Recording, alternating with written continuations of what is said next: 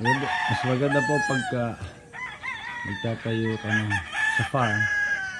Doon yung bahay mo at saka yung tutulugan mo o ng mga tauhan mo. Kung nasaan ang ruweda, keeping pen, lagi po dapat nasa corner, nasa sulok. Para siyang tinginan mo lang ay makikita mo na lahat. Alam mo na kung nakakalagot, alam mo na kung mayroong problema. Kapag kasi sila sa gitna, hindi mo kita yung isa yung nasa likod o sa tagiliran. Dapat po nasa corner, mas maganda. Depende pa rin sa inyo. Pero kung mas gusto ko yung isang tingin mo lang, kita mo lahat. Dapat lagi po malinis. Kapag malinis, amano ka rin. Sa experience ko lamang sa panalo. Saka mahirap po talunin. Ibig sabihin kasi nakaayos. Natatalo pa rin po. Ang usapan naman, di ba pwede hindi matatalo. Lamang sa panalo. Ulit ko, mas maganda po nasa corner. Pati mga tauhan mo, kita mo lahat. Kailangan po galaw kasi once na nasa cording yan, marami na kayong ano yan, malaki na kapital mo dyan. Sa madisgrasya ano na po yan, alaki na ng talo sa iyo sa mga araw. Pero lagi pong ihahanda ang kalooban din sa madidisgrasya ang manok. Kahit paano ingat mo dyan, yun ang hiwagang hindi mo maiwasan talaga. Monitor mo na po sila, kakakain lang nila. Alam mo naman pag hindi pa kumakain, alam na lang ko po yan. Kasi yung mga tao hindi pa ready, alam ko yan. Dapat po, the best sa tauhan, palagi inuulit ko, ay ang may-ari. Wala na pong tatalo din.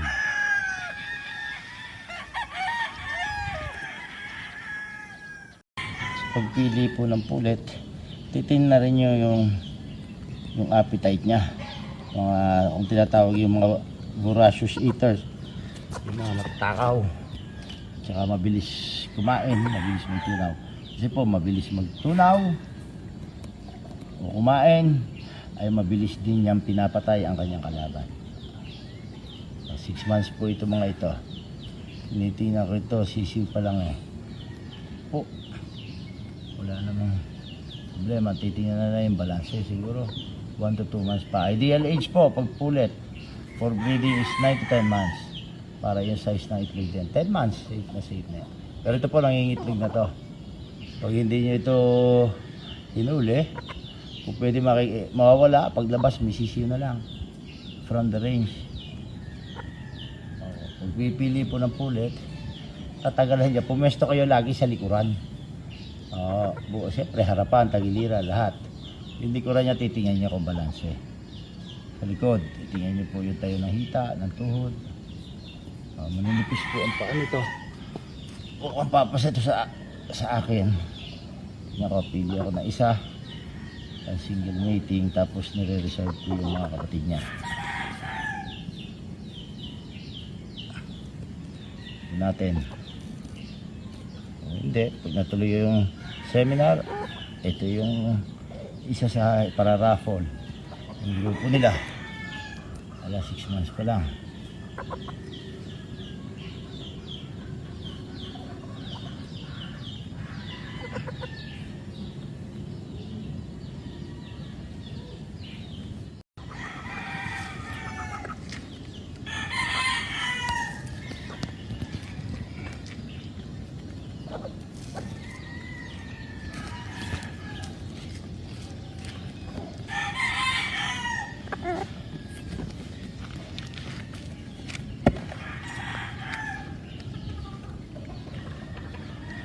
Titingnan po lagi yung binti, yung buntot, kung nakatungo siya, dapat kapatay pa rin ang ulo.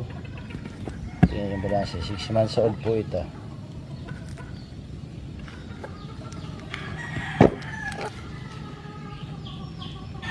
Pili ako ng isa dito, pwede sa single mating.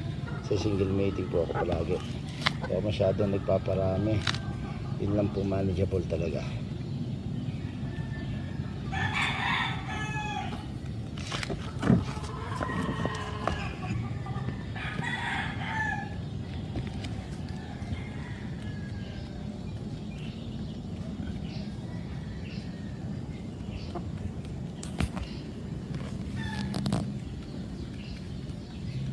dito. This uniform to.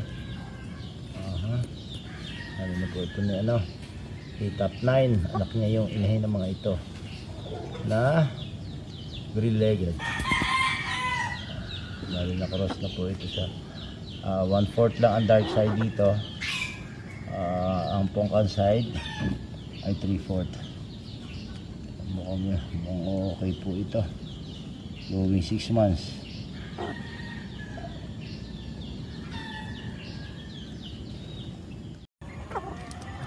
Ano po yung last batch for this year 2002 yung to breeding. Parang mas magaganda pa ata ito dito ako pwedeng kumuha ng pang material ito kompleto yung 3 linyada YLH dark side Max line YLH pangka side white master line tapos hatch cam line at po sila sarili kong lane. Ganda ng dalawang to dito ako